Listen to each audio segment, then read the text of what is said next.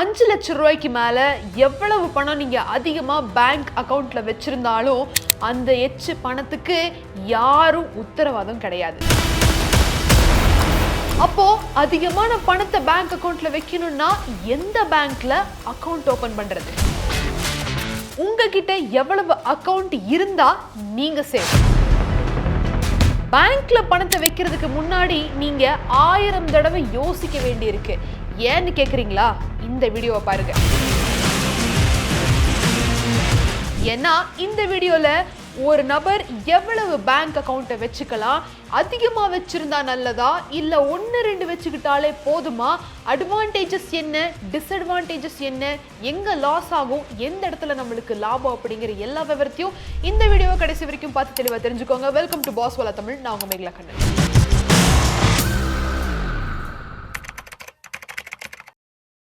ஒரு சில வருஷத்துக்கு முன்னாடி நம்ம நாட்டில் இந்த பேங்க் அக்கவுண்ட் அப்படிங்கிற கான்செப்டே இல்லாம தான் இருந்துச்சு.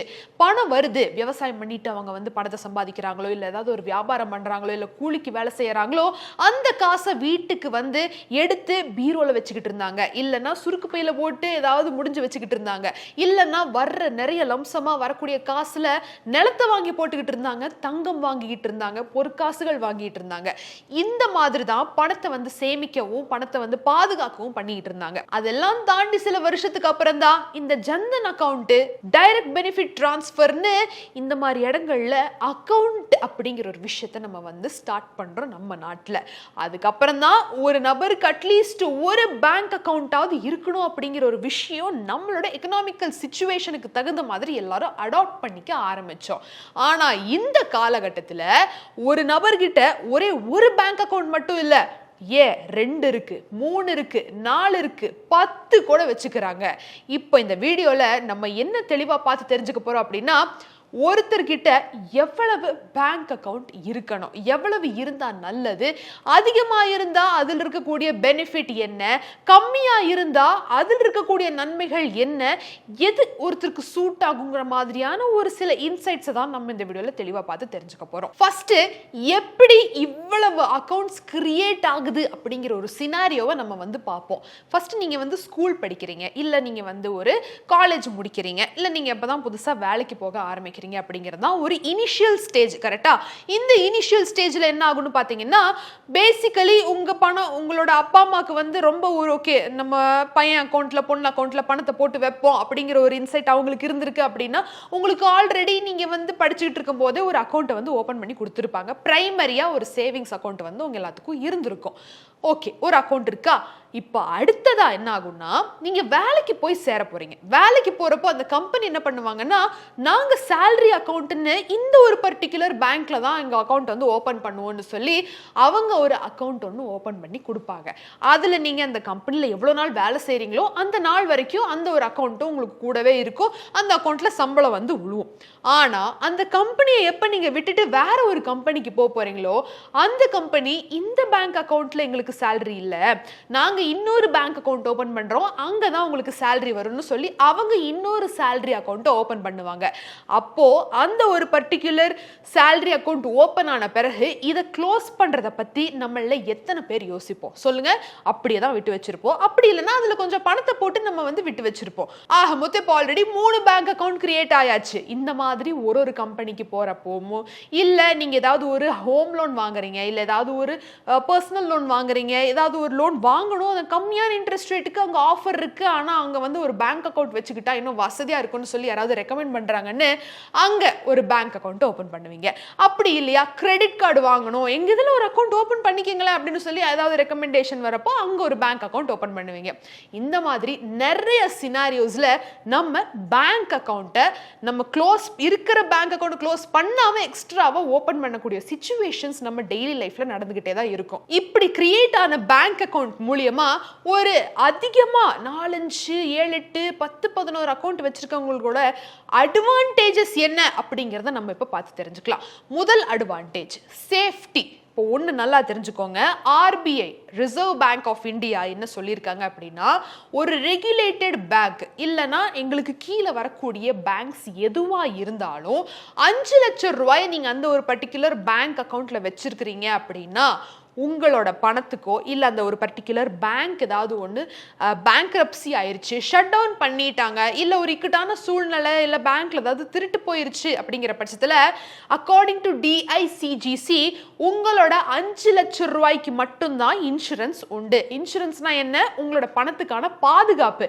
அந்த பணம் ஏதாவது ஆயிடுச்சு, நீங்க வந்து ஆல்ரெடி பேங்க் அக்கௌண்ட்ல போட்டு வச்சிருந்த பணம் ஏதாவது ஆயிடுச்சு அப்படிங்கிற பட்சத்தில் 5 லட்சம் ரூபாயை உங்களுக்கு வந்து அவங்க திரும்ப கொடுப்பாங்க. அந்த ஒரு டிஐசிஜிசி ப்ரொடெக்டட் மணி அப்படிங்கிற டெர்மினாலஜியில், அந்த ஒரு ரூல்ல. அதுவே 5 லட்சத்துக்கு மேல ஒரு பேங்க்ல இருக்கு, ஒரு 20 லட்சம் ரூபாய் இருக்கு அப்படிங்கிற பட்சத்தில் இந்த மாதிரி சிச்சுவேஷன்ல உங்களுக்கு மீதி 15 லட்சம் ரூபாய் லாஸ் தான். ஏன்னா இது ஆல்ரெடி ஆர்பிஐ அறிவிச்சிருக்கக்கூடிய ஒரு ரூல், 5 லட்சம் ரூபாய் மட்டும்தான் இன்சூர்ட் அமௌண்டா இருக்கும் அப்படிங்கிறப்போ. ஸோ இதுல சேஃப்டி 10-11 பேங்க் அக்கௌண்ட் இல்லை 5-6 பேங்க் அக்கௌண்ட் வச்சிருக்கிறவங்களோட சேஃப்டின்னு பார்த்தோம்னா ஒரு அக்கௌண்ட்லயும் 5 லட்சத்துக்குள்ளன்னு பணத்தை போட்டு வச்சிருக்கிறப்போ அவங்க பணத்துக்கு 100% சேஃப்டி இருக்கு அப்படிங்கிற ஒரு நம்பிக்கையோட அவங்க இருக்கலாம். Point number 1. Point number 2, smooth digital transaction. இப்பத்த காலகட்டத்துக்கு யூபிஐ ரொம்ப ரொம்ப இம்பார்ட்டன்ட். இப்போ ஒரு காய்கறி விற்கிறவங்க கூட யூபிஐ வச்சிருக்கிறாங்க. நம்ம போய் அவங்களுக்கு எழுத படிக்க தெரியலனாலும் அவங்களோட இதை ஸ்கேன் பண்ணி நம்ம வந்து பேமெண்ட்டை முடிச்சுட்டு வரோம். ஸோ அப்பேற்பட்ட ஒரு டிஜிட்டலி டெவலப்டு கண்ட்ரில தான் நம்ம இருக்கோம். அந்த அதுவும் எக்கனாமிக்கல் வைஸ்ல, இந்த பேமெண்ட் வைஸ்ல இந்த ஒரு சலுகை, இந்த ஒரு இம்ப்ரூவ்மெண்ட் இன்னும் சில பல நாடுகள்ல இது இன்னும் வரல. அந்த அளவுக்கு எளிதா இது வந்து நடக்கல. ஸோ நம்ம இந்தியாவில் ஒரு ஸ்ட்ரீட் வெண்டர் முதல் கொண்டு ஒரு பெரிய பணக்கார கடைக்கு நீங்க எங்க ஒரு பெரிய மாலுக்கு போனா கூட எல்லாருமே வேறுபாடு இல்லாம அந்த ஒரு யூபிஐ ஈஸியா டிரான்சாக்ஷன் பண்ற அளவுக்கு வச்சிருக்கிறாங்க.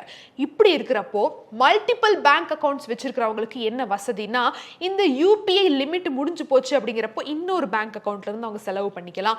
அப்படி இல்லைன்னா இன்னொரு பேங்க் அக்கௌண்டோட உதவியில் அவங்க கேஷை வித்ட்ரா பண்ணிக்கலாம்னு அந்த மாதிரி ஸ்மூத்தான டிஜிட்டல் டிரான்சாக்ஷனுக்குமே இது ரொம்ப ரொம்ப உதவியா இருக்கும், மல்டிபிள் பேங்க் அக்கௌண்ட்ஸ் வச்சுக்கிறது. Point number 3, card benefits and offers. இப்போ நீங்க கிரெடிட் கார்டு வச்சிருந்தாலும் சரி, டெபிட் கார்டு வச்சிருந்தாலும் சரி, இப்போ ஒரு பேங்கோட பர்டிகுலர் ஆஃபரை நீங்க வந்து ரெடீம் பண்ணிட்டீங்க அப்படின்னா இன்னொரு பேங்கோட கார்டோட ஆஃபர்ஸ் இன்னும் பாக்கி இருக்கும். அந்த மாதிரி ஒரு கார்டுக்கும் ஒரு பர்டிகுலர் டைம்ல ஒரு ஃபெஸ்டிவ் சீசனோ இல்லை ஏதாவது ஒரு பர்டிகுலர் சீசன் வரப்போ அந்த ஆஃபர்ஸ் எல்லாம் விடுறப்போ லிமிட்டடா இல்லாம உங்களால எல்லா ஆஃபர்ஸையும் அனுபவிக்க முடியுன்றது மல்டிபிள் பேங்க் அக்கௌண்ட்ஸ் வச்சிருக்கிறவங்களுக்கு இன்னொரு பெனிஃபிட்டும் கூட. எந்த அளவுக்கு இதுல அட்வான்டேஜஸ் இருக்கோ அதே அளவுக்கு டிஸ்அட்வான்டேஜஸும் இருக்கு. அதுல point number 1, annual card charges. Debit கார்டெலாம் வச்சிருக்கீங்க விதவிதமான பேங்க்ல இருந்து, gold debit card, premium credit கார்டெலாம் வச்சிருக்கீங்க அப்படிங்கிற பட்சத்தில் ஓகே, கிரெடிட் கார்டுக்கு நம்ம வர வேண்டாம், பேங்க் அக்கௌண்ட் வச்சுக்கலனாலும் கிரெடிட் கார்டு கொடுக்குறானுங்க. டெபிட் கார்டு வச்சிருக்கிறவங்க ஆனுவல் கார்டு ஃபீயை பே பண்ண வேண்டியிருக்கும். அதுவும் ஒரு 7-8 பேங்க் அக்கௌண்ட் வச்சிருக்கிறவங்களுக்கு வருஷம் அதுவே 3000-4000 ரூபா வரைக்கும் ஸ்பெண்ட் பண்ண வேண்டிய நிலைமை வரும். இது ஒரு மேஜர் டிஸ்அட்வான்டேஜ். ரெண்டாவதா இதுதான் இன்னொரு முக்கியமான ஒரு டிராபேக். சிங்கிள் பேங்க் அக்கௌண்ட் வச்சிருக்கிற அவங்களோட இன்கம் டாக்ஸ் ரிட்டர்ன்ஸை ஃபைல் பண்ணணும் அப்படின்னா ரொம்ப ரொம்ப ஈஸி. ஏன்னா கம்ப்ளீட்டா ஒரே அக்கௌண்ட்ல இருக்கக்கூடிய டிரான்சாக்ஷன், வரவு செலவு, டாக்ஸ் கட்டினது போனது வந்தது எல்லாத்தையுமே ஈஸியா அவங்க வந்து ட்ராக் பண்ணிட முடியும். ஆனா அதுவே மல்டிபிள் பேங்க் அக்கௌண்ட் வச்சிருக்கிறவங்களுக்கு ஒரு பேங்க் அக்கௌண்ட்லயும் எந்த மாதிரியான டிரான்சாக்ஷன் நடந்தது, அதுக்கான ப்ரூஃப் என்ன, அதுக்கான ஸ்டேட்மெண்ட் என்ன, டைம் என்ன, பேப்பர் ஒர்க்குன்னு நிறைய இருக்கு. ஸோ இது எல்லாத்தையுமே சால்வ் பண்ணி ஒரு ஐடிஆர் ஃபைல் பண்றது எக்ஸ்ட்ரீம்லி டிஃபிகல்ட் டாஸ்க். இது இன்னொரு டிராபேக். மூணாவது தலைவலி உங்களோட மினிமம் பேலன்ஸை மெயின்டைன் பண்றது. மினிமம் பேலன்ஸ்னா இப்போ 1-2 பேங்க் அக்கௌண்ட் வச்சிருக்கீங்க அப்படின்னா ஓகே, ஏதோ ஒரு வருஷத்துக்கு எவ்வளோன்னு நீங்க மெயின்டைன் பண்றதுக்கு வசதியா இருக்கும். ஆனா அதுவே ஒரு 4-5 பேங்க் இல்ல 5-6 பேங்க் இல்ல 7-8 பேங்க் வச்சிருக்கீங்க அப்படின்னா ஒரு பேங்க்குக்கும் மினிமமா ஒரு 1000 போடுங்க, இல்ல மேக்சிமமா ஒரு 5000-10,000 நீங்க மினிமம் பேலன்ஸ் மெயின்டைன் பண்ணா அப்ப அத்தனை பேங்க் அக்கௌண்ட்டுக்கு எவ்வளவு பணம் அங்கங்க நிக்கும்ன்றத யோசிச்சு பாருங்க. இது இன்னொரு டிஸ்அட்வான்டேஜ். நாலாவதா ஃபைனு, ஹிடன் சார்ஜஸ்னு அதுவுமே ஒரு பேங்க்குக்கு தகுந்தாப்புல ஒரு பேங்கோட ஹிடன் சார்ஜஸையும் உங்க தலைமையில தான் போடுவாங்க. ஏன்னா நீங்க தான் அக்கௌண்ட் ஹோல்டருங்கிறதுனால அதுவும் இன்னொரு டிராபேக். ஸோ இப்போ உங்களுக்கு மல்டிபிள் பேங்க் அக்கௌண்ட்ஸ் வச்சுக்கிறதால வரக்கூடிய அட்வான்டேஜஸ் என்ன, டிஸ்அட்வான்டேஜஸ் என்ன அப்படிங்கிறத நீங்களே நீங்களே பார்த்து புரிஞ்சுக்கிட்டு இருந்திருப்பீங்க. ஸோ இதுக்காக நான் வந்து மல்டிபிள் பேங்க் அக்கௌண்ட்ஸ் வச்சுக்கவே கூடாதா அப்படின்னு நிறையா பேர் கேட்பீங்க. அப்படி எந்த ஒரு ஹார்டு ரூலும் கிடையாது. எவ்வளோதான் பேங்க் அக்கௌண்ட் வச்சுக்கணும்னு எந்த இந்தியன் கவர்மெண்ட்டும் சொல்லலை. நீங்கள் எவ்வளோ வேணுமோ அவ்வளோ வச்சுக்கோங்கன்னு தான் அவங்களும் சொல்கிறாங்க. ஏன்னா everything is like an echo system. ஒரு இதையும் தாண்டி ஒரு பிஸ்னஸ் நடந்துக்கிட்டு தான் இருக்குது. நீங்கள் நிறையா பேங்க் அக்கௌண்ட் வச்சுக்கிட்டா அது பேங்க்குக்கு லாபம், அந்த மாதிரி தான் இருக்க போகுது. ஸோ நீங்கள் உங்களோட ரிக்குவயர்மெண்ட்டுக்கு தகுந்தாப்புல எவ்வளவு பேங்க் அக்கௌண்ட் உங்களுக்கு உண்மையாலுமே தேவைப்படுது, அப்படி அந்த யூஸ் பண்ணாத பேங்க் மூலமா உங்களுக்கு எக்ஸ்ட்ரா செலவாயிட்டு இருக்குன்னா அந்த பேங்க் அக்கௌண்ட்டை இமிடியேட்டா க்ளோஸ் பண்ணுங்க. இல்ல எக்ஸ்ட்ரா பேங்க் அக்கௌண்ட் ஓபன் பண்ணணும் அப்படின்னா பின்னாடி கொஞ்சம் திரும்பி பார்த்து எவ்வளவு பேங்க் அக்கௌண்ட் ஓப்பனா இருக்கு, இதுல நான் ஏதாவது அதை யூஸ் பண்ணிக்கலாமா அப்படிங்கறத ரீதிங்க் பண்ணுங்க. இந்த மாதிரி நிறைய விஷயங்கள் உங்களோட ரிக்குவயர்மெண்ட்டுக்கு தகுந்த மாதிரி நீங்க டிசைட் பண்ணிக்கிட்டீங்க அப்படின்னா இந்த டிஸ்அட்வான்டேஜஸ் உங்களுக்கு ஒரு பெரிய பர்டனா அமையாது. ஸோ இந்த வீடியோல ஒரு பேங்க் அக்கௌண்ட் நிறைய இருக்கு அப்படின்னா, மல்டிபிள் அக்கௌண்டா இருக்கு அப்படின்னா எந்த மாதிரியான டிஸ்அட்வான்டேஜஸ் இருக்கு, எந்த மாதிரியான அட்வான்டேஜஸ் இருக்கு, நீங்க எந்த மாதிரி இனிமேல் சார்ட் அவுட் பண்ணிக்கலாம் அப்படிங்கிற ஒரு கிளாரிட்டி உங்களுக்கு கிடைச்சிருக்கும்னு நான் நினைக்கிறேன். மீண்டும் ஒரு சுவாரஸ்யமான பகுதியில் நான் உங்களை வந்து சந்திக்கிறேன். Until then, it's Meghla Kannan signing off. நன்றி. பிராண்ட் பார்ட்னர்ஷிப் மற்றும் அட்வர்டைசிங் என்கொயரிஸ்க்கு brand@bosswala.com என்ற இமெயில் ஐடிக்கோ அல்லது 9108014192 என்ற வாட்ஸ்அப் எண்ணை தொடர்பு கொள்ளலாம். Bosswala. Be the boss.